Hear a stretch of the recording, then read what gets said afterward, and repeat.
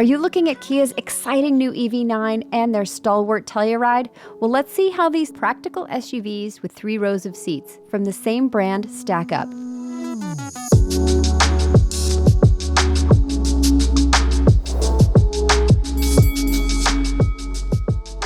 The Kia EV9 is the first non-luxury brand electric SUV with 3 rows of seats. Prices start at $54,900, and it's not eligible for federal tax credits yet, but it will be when production moves to the U.S. sometime in 2024. For that price, you get a rear-wheel drive model with 215 horsepower and about 230 miles of range.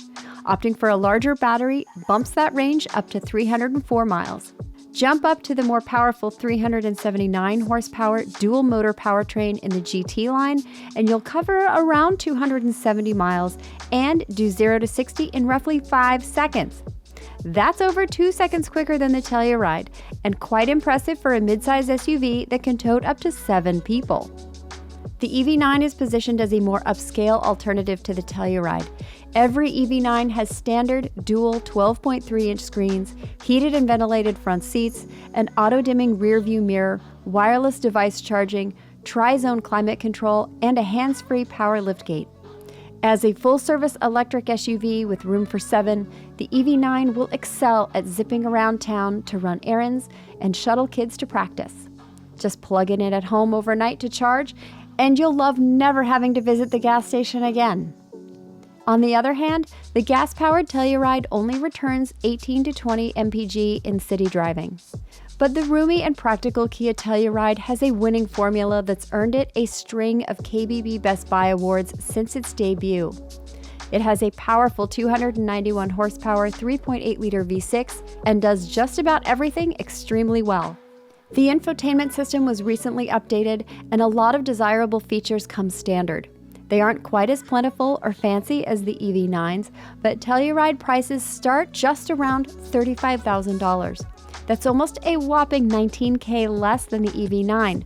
That buys you a lot of gasoline. The Telluride lineup offers more off-road prowess too. Both the X-Line and X-Line Pro versions include standard all-wheel drive, a raised suspension, all-terrain tires, and roof rails. The EV9 is more focused on paved adventures with big wheels and low-profile tires.